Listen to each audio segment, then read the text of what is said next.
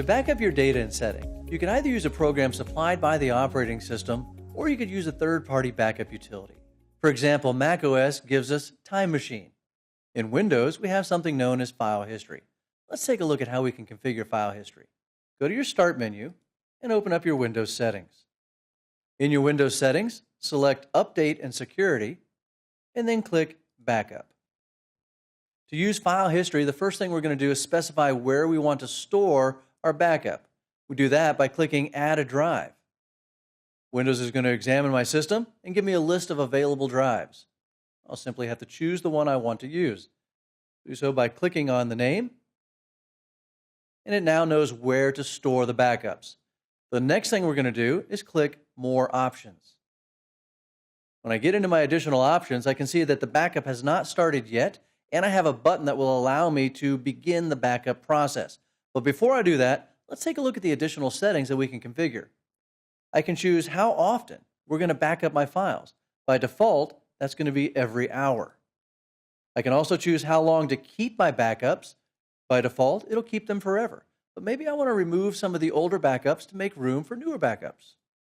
Below there, I can see what folders are going to be included in the backup, and I can add additional folders.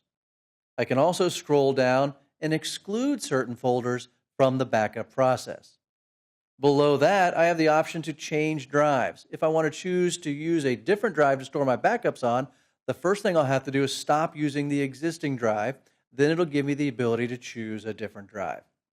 Now that we've got all of our settings configured, we're simply going to click Backup Now.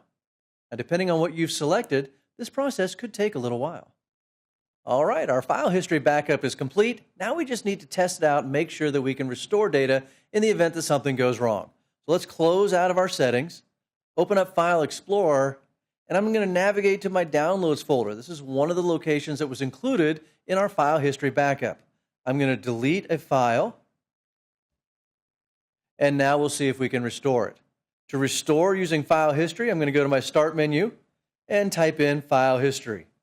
One of the options that pops up is Restore Your Files with File History. I'm going to click on that. Opens up this window where I can browse through the different backups that I have.